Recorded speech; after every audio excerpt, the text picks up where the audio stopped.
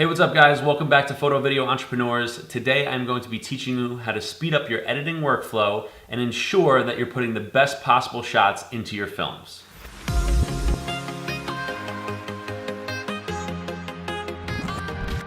So I've kind of developed this technique over the course of time, and it's actually really helped me speed up my post-production process, and it's really helped me with selecting all of the best shots that I've captured from the day, especially if it was a very long shoot and I have hours and hours of footage.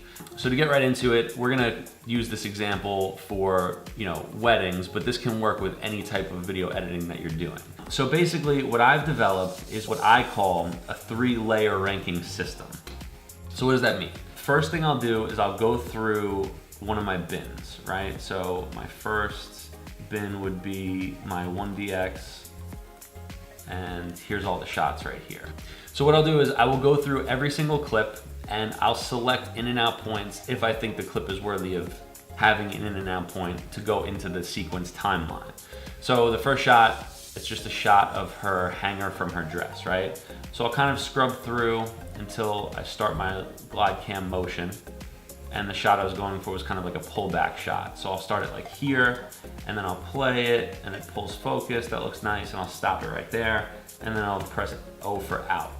And then I'll kind of just drag this onto my timeline. What I've done here is I've created 3 layers, and I kind of label it as good, great, and greatest. So the greatest will be my shots that I feel like are phenomenal. They're definitely going into the film. My great are shots that will probably make it into the film, but I'd like to use the greatest shots first. And then the shots on the bottom are my good shots, and that's kind of if I'm desperate for footage, if I run out of the shots I want to use and I just need like a shot or two to fill in the gaps. And I'll kind of just start dragging them in accordingly, and as I drag them in, I'll think, okay, like this shot, it's not phenomenal, it's not bad. Maybe that will go into the good, right? And then I'll keep going through and I'll keep working through my bin here, and I'll see here I shot the actual dress. Sometimes you have it in your head as to what you think would be a good shot based on how you remember it. So that was probably like a good take here. So this is nice. I'll go like this. So that looks like a good shot. So I don't think it's phenomenal, but I don't think it's good. I think it's right in the middle. So I'll stick that right here. And then eventually you'll compile a lot of clips. And then when you go into your edit, you'll start here, you'll start this top layer, and then you'll just basically be copy and pasting in what you like into your main sequence.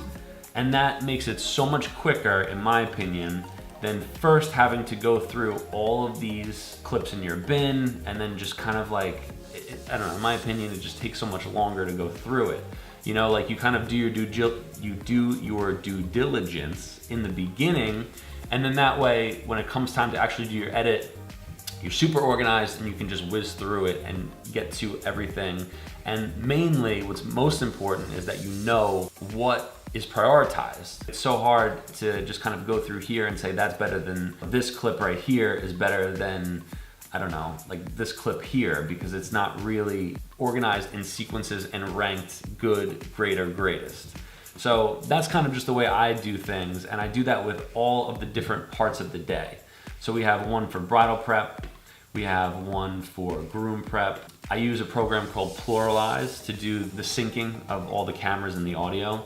So I call it bridal prep note read sync, and I'll just kind of like chop up the sound bites that I want to use and I'll raise them up.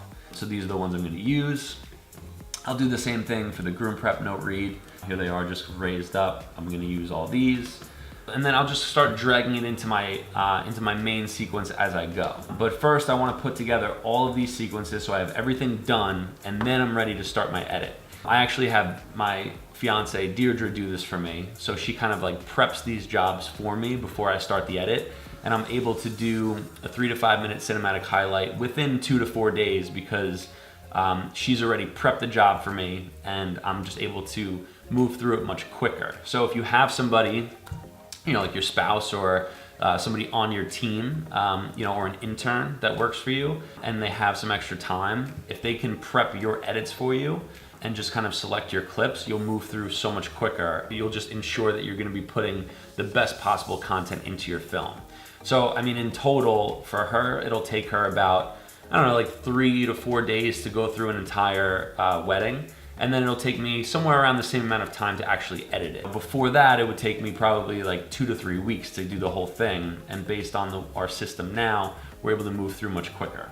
And this is so easy to put together because if you go to your reception sequence, all the shots that I used are already put aside and they're all right here. So what I do is I'll just copy this whole thing, copy it, and then I will paste it. When this is blank, I will paste it over here, and then what I'll do is, here, I'll show you guys. So reception, I'll copy this whole thing, and then I'll paste it here, and then I'll start going through these clips, and I'll say, you know, I like that, maybe I'll use that later on, but I want like the most hype shots first. Or I'll go in order, I want their entrances and then the most hype shots. So I'll go through, I'm saying to myself, okay, like I'm doing this in order, I'm looking for their entrance right now. Somewhere in here, where is it? Here we go, so here's their entrances right here. So I'll pull this up and I'll say, okay, I'm about to start with this shot. Do I have any other angles of it? I don't know, but you know what? Here's some clapping from the parents. So that could be a cool cutaway shot. And that'll make for a smoother transition to when they hit the dance floor. It'll be a little less jump cutty. But yeah, and then after their entrances, I'm gonna wanna cut into their first dance, so I'll drag that up. I wanna see if I have another angle, so I'll keep looking for a different angle. And then I'll drag these over first, and then from there, these will be blank, and then I'll start dragging up all the best dancing shots. And I'll drag it up, drag it up, drag it up. So you're even doing a little bit more fine tuning, making sure you have the best shots. This has helped us out tremendously, and I found myself doing this first with weddings, but now everything I do, whether it's real estate, whether it's any kind of like promotional shoots or anything like that, I'll rank all of my shots and I will put them in, you know, based on the best, great, and then the least greatest. So that's basically my system for everything. What I would just recommend, if there's different parts of your day, I would just create sequences for each part of the day. Rank all of those shots from good, great to greatest. And then when you bring them into your main sequence, start with your greatest shots. If you're telling a story, start with the parts that you know need to go in certain positions first, and then build around it. Because the more you can put together without having to think first, the more momentum you'll have to kind of tell your story, create your story. It'll be easier versus having like a whole blank timeline and then, you know, getting anxious about it and saying, you know, I can't figure it out, this and that. That used to happen to me, but now I know there's gonna be certain things going in certain places. It makes it so much easier to put the rest together and piece together that puzzle. So that's pretty much it, guys. Comment below, let me know if you guys have any questions.